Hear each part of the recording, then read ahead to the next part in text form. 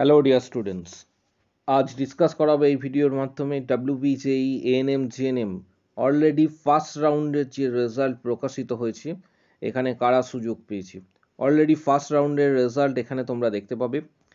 এখানে তোমরা ক্লিক করার পর view round 1 seat allotment result ANM GNM 2024 এখানে ক্লিক করার পর তোমরা বিষয়টি দেখতে পাবে। পাশাপাশি সেকেন্ড রাউন্ডে কারা সুযোগ পেতে চলেছে এবং লাস্ট রাউন্ড থার্ড রাউন্ড যেটা সেই মপ আপ রাউন্ডে কারা সুযোগ পাবে এটিও ডিসকাস করা হবে। তাই ভিডিওটি প্রত্যেকে শেষ পর্যন্ত দেখো, চ্যানেলটি সাবস্ক্রাইব করো, পাশে থাকা বেল আইকন প্রেস করো এবং বন্ধুদের উদ্দেশ্যে ভিডিওটি প্রচুর শেয়ার করবে। এখানে যে রুলসটি রয়েছে অর্থাৎ আপগ্রেডেশনস ইয়েস নো কারা করবে, কারণ প্রচুর মেসেজেস আমি অলরেডি পেয়েছি যে আপগ্রেডেশন ইয়েস এবং আপগ্রেডেশনস নো এটি কারা করবে। ইয়েস এবং আপগ্রেডেশন নো এটি কারা করবে এটিও জানাবো। তাই ভিডিওটি প্রত্যেকে শেষ পর্যন্ত দেখো, চ্যানেলটি সাবস্ক্রাইব করো, পাশে থাকা বেল আইকন প্রেস করো এবং বন্ধুদের উদ্দেশ্যে প্রচুর শেয়ার করবে ভিডিওটি। আপগ্রেডেশন ইয়েস নো কারা করবে এটি ডিটেলসে এখন আলোচনা করব। তার আগে তোমাদের বলে রাখি যে এটি একটি চয়েস ফিলিংয়ের লিস্ট। এখানে তোমরা দেখতে পাচ্ছ জিএনএম স্টুডেন্টের বাড়ি পশ্চিমের জেলাগুলিতে, অর্থাৎ এক্ষেত্রে পুরুলিয়া ডিস্ট্রিক্টে তার অটোমেটিক চয়েস কিন্তু ডিএম গভর্নমেন্ট এমসিএইচ ফার্স্টে রেখেছে। তারপর বাঁকুড়া সম্মিলনী মেডিকেল কলেজ, তারপর পূর্ব মেদিনীপুর এনটিএস তাম্রলিপ্ত যেটি, তারপর হচ্ছে এক্ষেত্রে ঘাটাল এসডি হসপিটাল। এইভাবে সে চয়েস ফিলিং করেছে। প্রথমে একটি বিষয় তোমাদের বলে রাখি যে আপগ্রেডেশন ইয়েস, প্রথমে আপগ্রেডেশন ইয়েস এবং আপগ্রেডেশন নো। আপগ্রেডেশন ইয়েস কারা করবে, আপগ্রেডেশন ইয়েস কারা করবে এটি একটি গুরুত্বপূর্ণ বিষয়। এটি সম্পূর্ণভাবে তোমরা এটা বুঝে নেবে।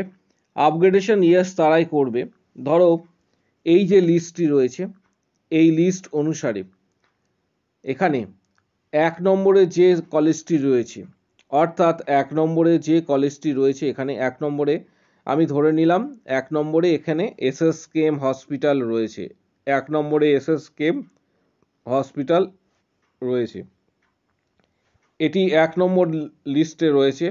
দু নম্বরে রয়েছে এক্ষেত্রে এনআরএস, দু নম্বরে এনআরএস। তিন নম্বরে রয়েছে এক্ষেত্রে আদার্স কোনো ইনস্টিটিউট যেমন মেদিনীপুর এমসিএইচ।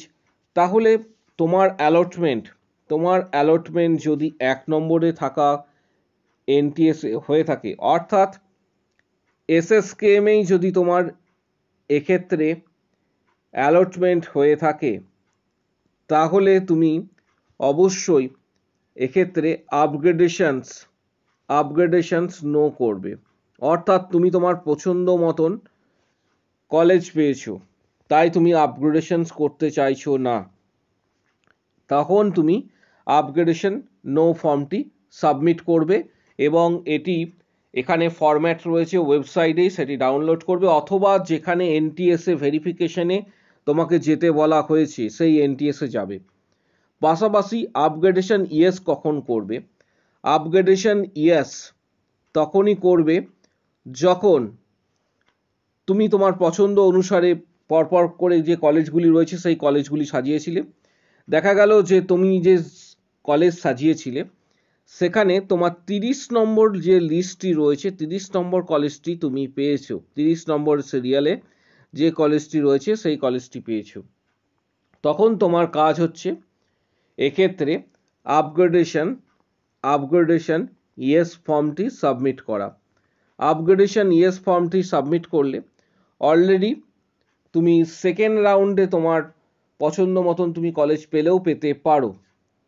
এক্ষেত্রে তোমাকে আপগ্রেডেশন ইয়েস ফর্মটি সাবমিট করতে হবে। অথবা দেখা গেল যে অনেক ক্যান্ডিডেট রয়েছে যারা প্রাইভেট কলেজ এক্ষেত্রে সিলেক্ট করেছিল, তারা প্রাইভেট কলেজ পেয়েছে, সেই প্রাইভেট কলেজে তারা অ্যাকচুয়ালি ভর্তি হতে চাইছে না, সেই মুহূর্তে অবশ্যই ভেরিফিকেশনটা করাবে, তার সাথে আপগ্রেডেশন ইয়েস ফর্মটি সাবমিট করবে। তোমার যেখানেই সিট অ্যালটমেন্ট দেওয়া হোক না কেন, অর্থাৎ রেজাল্ট প্রকাশিত হবার পর যেখানেই তোমার এক্ষেত্রে সিট অ্যালটমেন্ট দিয়ে থাকুক, সেটা সরকারি হোক বা বেসরকারি ইনস্টিটিউট, অবশ্যই কিন্তু ভেরিফিকেশন গিয়ে কিন্তু তোমাকে করাতে হবে। যেই সময়কালের মধ্যে ফার্স্ট রাউন্ডের ভেরিফিকেশনস করাতে বলা হয়েছে, সেই সময়কালের মধ্যে কিন্তু ফার্স্ট রাউন্ডের ভেরিফিকেশনস মাস্ট করাতেই হবে। যদি ভেরিফিকেশনস না করাও তাহলে কিন্তু এক্ষেত্রে পরবর্তী রাউন্ডগুলিতে তুমি আর যাবে না, অর্থাৎ সেক্ষেত্রে কিন্তু বাতিল হয়ে যাবে। তুমি অ্যাডমিশনস নিলে বা না নিলে এটা ম্যাটার করছে না, যেখানে অ্যালটমেন্ট হয়েছে সেখানে কিন্তু ভেরিফিকেশন অবশ্যই কিন্তু গিয়ে করাতে হবে। বিষয়টি খুবই গুরুত্বপূর্ণ। এক্ষেত্রে ধরো তোমার পছন্দ অনুসারে তুমি যে লিস্ট সাজিয়েছিলে, সেখানে দেখা গেল যে 20 নম্বর কলেজে তোমার এক্ষেত্রে অ্যালটমেন্ট হয়েছে, 20 নম্বর যে কলেজটি, অর্থাৎ তুমি সেখানে ডকুমেন্ট ভেরিফিকেশনস, যে ডকুমেন্টসগুলি নিয়ে যেতে বলা হয়েছে, অলরেডি ভিডিও দেওয়া রয়েছে যে কোন কোন ডকুমেন্টস নিয়ে যাবে, অরিজিনাল প্লাস জেরক্স, কোন ডকুমেন্টস নিয়ে যেতে হবে সেটি সম্পর্কে অলরেডি ভিডিও দিয়েছি। এক্ষেত্রে তোমার 20 নম্বর যে কলেজটি রয়েছে, এক্ষেত্রে ধরো 20 নম্বর কলেজ কোনো এক্ষেত্রে ইএসআই হসপিটাল যেগুলি রয়েছে সেখানে তোমার অ্যালটমেন্ট এসেছে, এবার তুমি সেখানে ভেরিফিকেশন অবশ্যই করাবে। পাশাপাশি আপগ্রেডেশন ইয়েস ফর্মটি সাবমিট করবে। এটি সাবমিট করার পর তুমি অলরেডি সেকেন্ড রাউন্ডে চলে যাবে। তারপরে আবার পরবর্তী ক্ষেত্রে মপ আপ রাউন্ডের রেজিস্ট্রেশন রয়েছে, অর্থাৎ এইভাবে কিন্তু কাউন্সেলিং প্রক্রিয়া থার্ড রাউন্ড পর্যন্ত অ্যাকচুয়াল হবে, অর্থাৎ যেটি মপ আপ রাউন্ড এটি প্রথম রাউন্ড অর্থাৎ অ্যালটমেন্ট রাউন্ড, তারপরেটি upgradations round 2 upgradations, third round হচ্ছে মপ আপ রাউন্ড। এইভাবে এএনএম এবং জিএনএম এর কিন্তু কাউন্সেলিং 2024 হতে চলেছে।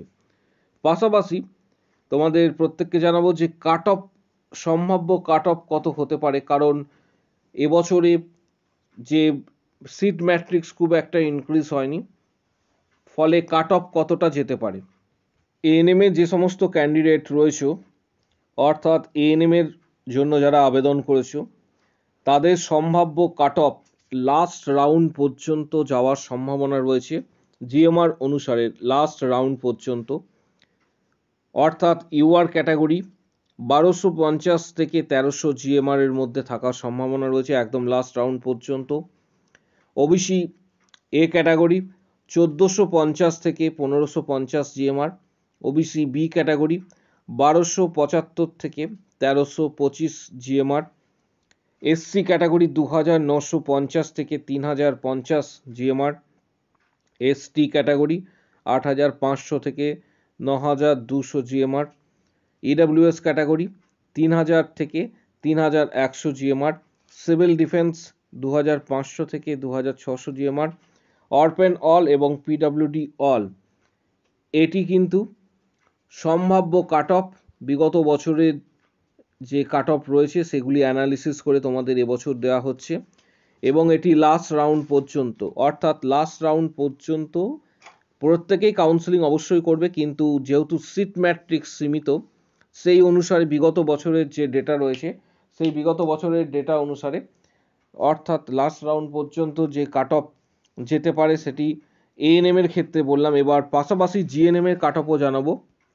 জিএনএম এর ক্ষেত্রে যে কাট অফ তোমাদের বলবো, অর্থাৎ ইউআর ক্যাটাগরির ক্ষেত্রে 3800 থেকে 4100 জিএমআর। ওবিসি এ ক্যাটাগরি 4850 থেকে 5100 জিএমআর লাস্ট রাউন্ড পর্যন্ত। ওবিসি বি ক্যাটাগরি 4600 থেকে 4700 জিএমআর। এসসি ক্যাটাগরি 7000 থেকে 7800 জিএমআর। এসটি ক্যাটাগরি 25000 থেকে 25500 জিএমআর। এডব্লিউএস ক্যাটাগরি 9600 থেকে 9650 GMR. Civil defence 10500 GMR. Orphan category all এবং পিডব্লিউডি অল। এটি জিএনএম এর ক্ষেত্রে, জিএনএম ফিমেল ক্যান্ডিডেট যারা রয়েছে তাদের ক্ষেত্রে কাট অফ। পাশাপাশি তোমাদের জানাবো যে অনেক ক্যান্ডিডেট রয়েছে যারা এক্ষেত্রে, পাশাপাশি এমন ক্যান্ডিডেট কিছু রয়েছে যারা প্রাইভেট কলেজে অ্যাডমিশনস নিতে চাইছো, এবং এক্ষেত্রে তোমাদের জানাবো যে কলকাতার দিকের ম্যাক্সিমাম কলেজের কোর্স ফি কিন্তু অনেকটাই হাই। যারা কম খরচের মধ্যে জিএনএম এবং বিএসসি নার্সিং করতে চাইছো ফিমেল ক্যান্ডিডেট, তাদের উদ্দেশ্যে বলবো, যারা কম খরচের মধ্যে কম কোর্স ফির মধ্যে একটি সেরা প্রাইভেট নার্সিং কলেজে অ্যাডমিশনস নিতে চাইছো কলকাতার মধ্যে, তাদের ক্ষেত্রে মেডিস্কাই নার্সিং ইনস্টিটিউট হচ্ছে এক আদর্শ ইনস্টিটিউট। এটি ডানকুনিতে অবস্থিত। কলেজের নিজস্ব হসপিটাল রয়েছে, পাশাপাশি স্টুডেন্ট ক্রেডিট কার্ডের সুবিধা রয়েছে, স্কলারশিপের সুবিধা আছে এবং 100% প্লেসমেন্টের এখানে ব্যবস্থা রয়েছে। মেডিস্কাই নার্সিং ইনস্টিটিউটের এখানে কিছু ক্লিপস তোমরা দেখতে পাচ্ছ। কলেজের ল্যাবরেটরি, কলেজের বিল্ডিংয়ের ক্লিপস এই মুহূর্তে তোমরা দেখতে পাচ্ছ। Medisky nursing institute, Medisky hospital এর ক্লিপস দেখতে পাচ্ছ। কলেজের নিজস্ব হসপিটাল রয়েছে মেডিস্কাই হসপিটাল, পাশাপাশি স্মার্ট ক্লাসরুমের ব্যবস্থা রয়েছে। কলেজের ল্যাবরেটরি ক্লিপস এই মুহূর্তে তোমাদের সামনে রয়েছে। কলেজের বিল্ডিং, মেডিস্কাই নার্সিং ইনস্টিটিউটে এক্ষেত্রে মেডিস্কাই নার্সিং ইনস্টিটিউটে স্টুডেন্টদের কিছু ক্লিপস এই মুহূর্তে তোমাদের সামনে রয়েছে। তোমরা দেখতে পাচ্ছ যে মেডিস্কাই নার্সিং ইনস্টিটিউটের স্টুডেন্টদের ক্লিপস। এছাড়া যারা অ্যাডমিশন নেবে তারা কিভাবে যোগাযোগ করবে মেডিস্কাই নার্সিং ইনস্টিটিউটে সেটাও জানাবো তোমাদের। মেডিস্কাই নার্সিং ইনস্টিটিউটে আসন সংখ্যা কিন্তু সীমিত। যারা অ্যাডমিশনস নেবে তারা কিভাবে অ্যাডমিশন নেবে সেটাও জানাবো ভিডিওতে। মেডিস্কাই নার্সিং ইনস্টিটিউটে যারা অ্যাডমিশনস নিতে চাইছো এক্ষেত্রে আসন সংখ্যা সীমিত, ফিমেল ক্যান্ডিডেটরাই আবেদন করতে পারছে জিএনএম এবং বিএসসি নার্সিং। এক্ষেত্রে নিজস্ব হসপিটাল রয়েছে, পাশাপাশি এখানে স্টুডেন্ট ক্রেডিট কার্ডের সুবিধা এবং 100% প্লেসমেন্টের ব্যবস্থা রয়েছে জিএনএম এবং বিএসসি নার্সিংয়ের ক্ষেত্রে। যারা যোগাযোগ করবে এখানে যে নাম্বারটি দেওয়া রয়েছে 7384298457, 7384298457, এই নাম্বারে কল বা হোয়াটসঅ্যাপ করে নেবে যারা অ্যাডমিশনস নিতে চাইছো মেডিস্কাই নার্সিং ইনস্টিটিউটে জিএনএম এবং বিএসসি নার্সিংয়ের ক্ষেত্রে। অলরেডি সিট বুকিং চলছে, যারা যোগাযোগ করবে অতি সত্বর কিন্তু যোগাযোগ করে নেবে।